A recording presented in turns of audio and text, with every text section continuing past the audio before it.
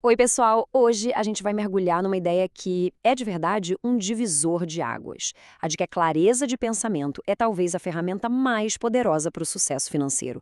Sabe, muitas vezes o que segura o progresso de alguém nas finanças não é falta de saber o que é um CDB ou uma ação, é a mente bagunçada. Vamos entender como botar ordem nos pensamentos pode literalmente transformar uma vida financeira. Pensa bem naquela hora H. Uma negociação de salário importante, aquela decisão de vender tudo no meio de uma crise na bolsa, ou até numa conversa séria sobre dinheiro em família. Nesses momentos de pressão, parece que a mente simplesmente desliga. Dá um branco. É uma sensação que quase todo mundo já teve. E a raiz do problema é a mesma: a desorganização dos nossos pensamentos. Bom, o nosso papo hoje vai seguir um caminho bem claro. A gente começa vendo o prejuízo que um pensamento confuso pode causar. Depois vamos explorar ferramentas práticas como frameworks e storytelling. Aí a gente passa por umas técnicas de visualização e, para fechar, alguns exercícios práticos para fortalecer a mente. Ok, vamos começar por aqui. A desordem mental não é uma coisa abstrata, não. Ela tem um preço. E na maioria das vezes, esse preço sai direto do nosso bolso. As consequências são bem reais e podem custar muito, muito caro. O autor Rafael Grata conta essa história que é muito forte, de uma entrevista de emprego em que ele simplesmente travou. Ele tinha o conhecimento técnico todo na ponta da língua, mas a pressão embaralhou as emoções e ele não conseguiu falar. Agora transporta essa mesma sensação, não para uma entrevista, mas para a hora de decidir o futuro das suas economias. É a mesma paralisia, só que as consequências podem ser bem maiores. E isso se traduz direitinho nos erros financeiros mais clássicos. É o pânico que faz a gente vender uma ação lá no fundo do poço. É a euforia que faz comprar no pico, quando está tudo caro. É a insegurança que impede de articular o próprio valor e pedir um aumento. Todos esses são sintomas de decisões guiadas pela emoção bagunçada, e não por uma lógica clara. Então, como é que se luta contra esse caos interno? A primeira grande ferramenta é a lógica estruturada. Vamos dar uma olhada em como os frameworks mentais podem funcionar como um verdadeiro antídoto contra o pânico e a impulsividade financeira. Framework pode parecer um nome complicado, mas a ideia é super simples.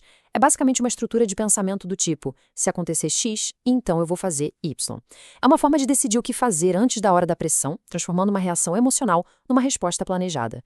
E de quebra, ainda ajuda a testar se aquelas nossas crenças sobre dinheiro fazem mesmo sentido. Agora, olha só que interessante esse contraste. De um lado, o pensamento falho, movido pelo medo. A bolsa está caindo, meu Deus, preciso vender tudo agora. Do outro, um framework lógico.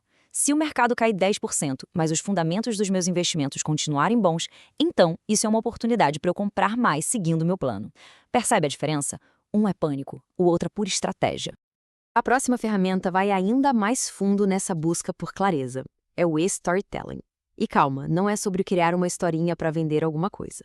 É uma ferramenta poderosa para a gente ter clareza interna. É sobre construir a própria narrativa financeira para entender de onde viemos, onde estamos e, o mais importante, para onde queremos ir. Toda boa história, incluindo a nossa com o dinheiro, tem 3 pilares. O primeiro é a emoção. Qual é o seu porquê? É a segurança da família? A liberdade de poder escolher? O segundo é o conflito. Quais são os obstáculos no caminho? Dívidas, maus hábitos, falta de conhecimento? E o terceiro é a transformação. Qual é o grande objetivo? A casa dos sonhos? A aposentadoria tranquila? Colocar isso no papel dá um propósito gigantesco. Então fica aqui a pergunta. Parar um pouco para pensar sobre a própria narrativa financeira não é um exercício qualquer. É uma forma de alinhar as pequenas ações do dia a dia com os objetivos mais profundos da vida, transformando a gestão do dinheiro de uma obrigação chata para uma missão pessoal. Certo, agora vamos para umas técnicas um pouco mais, digamos, avançadas. Visualização e diálogo interno. Isso não é pensamento mágico, tá? São formas de treinamento mental. É como preparar o cérebro para situações de alta pressão financeira antes mesmo que elas aconteçam. E este ponto aqui é simplesmente brilhante. A neurociência já mostrou que ensaiar mentalmente uma situação, tipo aquela negociação difícil, ativa as mesmas partes do cérebro que seriam ativadas se a situação fosse real. A gente está literalmente construindo um caminho neural para o sucesso. E os resultados disso são medidos. Estudos mostram que esse ensaio mental pode aumentar a sensação de presença e de conexão em até 200%. Isso quer dizer entrar naquela reunião de orçamento, naquela conversa sobre investimentos com muito mais preparo, calma e confiança. Porque para o nosso cérebro é como se a gente já tivesse passado por aquilo antes. Parte desse treino todo é mudar aquela vozinha na nossa cabeça.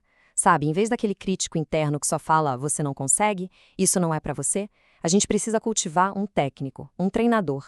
Repetir afirmações focadas na capacidade e no crescimento, como essas que a gente vê aqui, ajuda a reprogramar as crenças que nos limitam.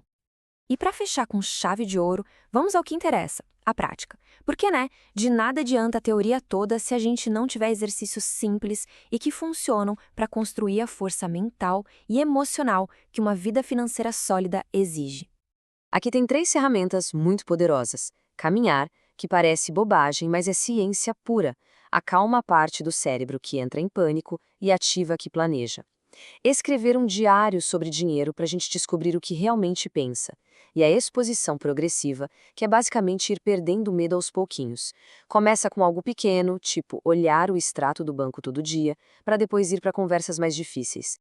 E o ponto central de tudo isso é este: a reestruturação cognitiva. É um processo ativo. Você pega uma crença que te limita, tipo, eu sou um desastre com dinheiro. Aí, você desafia essa ideia com lógica. Isso é 100% verdade ou já tomei algumas boas decisões no passado? E por fim, você troca por uma crença que te dá força. Eu estou aprendendo a gerir meu dinheiro cada vez melhor e cada passo é importante.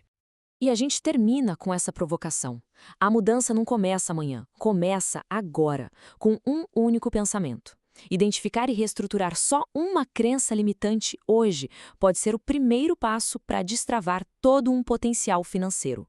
Qual vai ser a sua?